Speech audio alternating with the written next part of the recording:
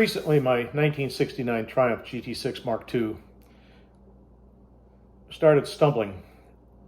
It was a fuel issue, I felt. I didn't think it was electrical because it wasn't across the board. It seemed like the car was only running on half the cylinders. So I suspected maybe I was low on fuel because my gauge has been a little wonky. And so I sent my friend on ahead to go get a gallon of fuel. And I waited for a few minutes, and after a few minutes, I started the car up, and of course it ran, but again, it ran poorly. Not so much a miss, it just didn't have power. So I was able to maybe get it up to 2,000 RPM or so, but just gently getting her home. Again, probably only had a third of the horsepower it should normally have.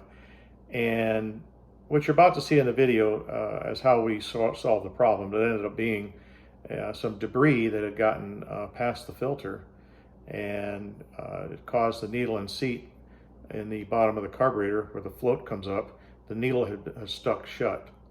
Now bear in mind, I suspected that was the problem initially, so I gently tap on the side with a small hammer on the side of the carburetor body, not too hard because it's cast metal, but just enough thinking that if it dropped down. And I even tried adding air to force the needle off the seat. So whatever that was a serious obstruction. Okay, the last time I drove the GT6, it was starving for fuel. And after a little bit of diagnosing, removing the plug off the bottom of the carburetor, which is threaded. See, you can see it right there.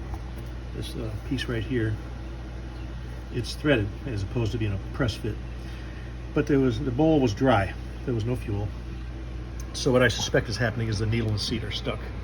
So what I'm going to do right now is disconnect the fuel line right here and blow some air in there, and probably maybe loosen up the drain plug, and if I can feel the air coming through, then I know that I forced the needle off the seat. Okay, I hooked up a hose to the supply line. Tried blowing on it, nothing's coming through, so I put in some penetrant in there, and I've been using air through here, and it's still stuck. The needle is really stuck bad on the seat.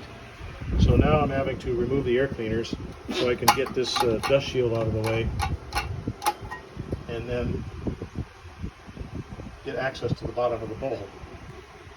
Okay, we confirmed the presence of a bunch of debris in the bottom of the bowl, which was dry, and as soon as I loosened the needle and seat, the needle had dropped down, so it was doing its job, but there was something plugged.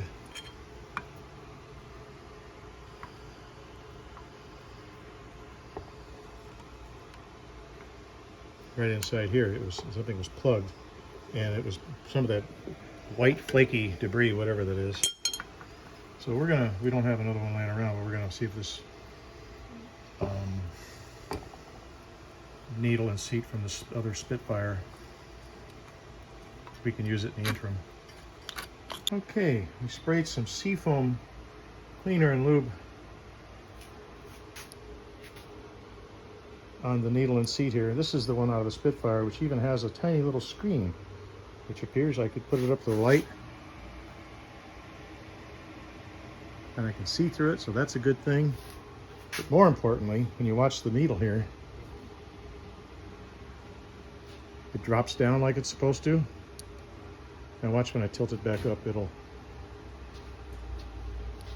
drop down nicely. So it's nice and free. Well, success! The replacement needle and seat assembly